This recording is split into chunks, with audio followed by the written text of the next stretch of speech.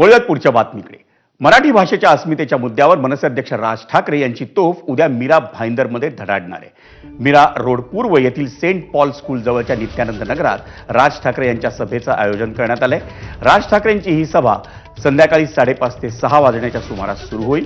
राज ठाकरे यांच्या मनसैनिकांनी मराठीच्या मुद्द्यावर मीरा भाईंदरमधल्या व्यापाराला केलेली मारहाण, त्यानंतर अमराठी व्यापाऱ्यांनी काढलेला मोर्चा आणि मग मराठी अस्मितेच्या मुद्द्यावर निघालेला मोर्चा आदी घटनांनी सध्या शहरातलं वातावरण तापलेलं आहे आणि त्या पार्श्वभूमीवर राज ठाकरे मीरा भाईंदरमध्ये येणार असल्यानं त्यांच्या भाषणाविषयी सर्वसामान्यांचं राजकीय निरीक्षकांमध्येही उत्सुकता आहे.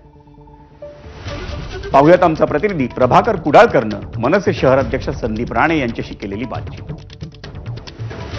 सभेला परवानगी मिळालेली आहे. फायर ब्रिगेड असो, ट्रॅफिक असो, पोलीस परवानगी, लाऊडस्पीकरची सर्व परवानगी आम्हाला मिळालेली आहे. उद्याची तयारी कशी चालू आहे?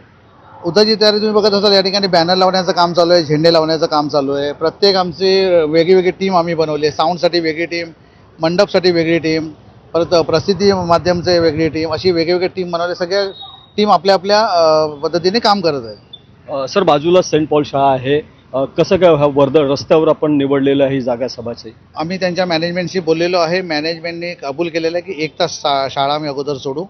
6ची वेळ आहे ते आम्ही 5 वाजता सोडू शाळा, असं त्यांचं ठरलेलं आहे.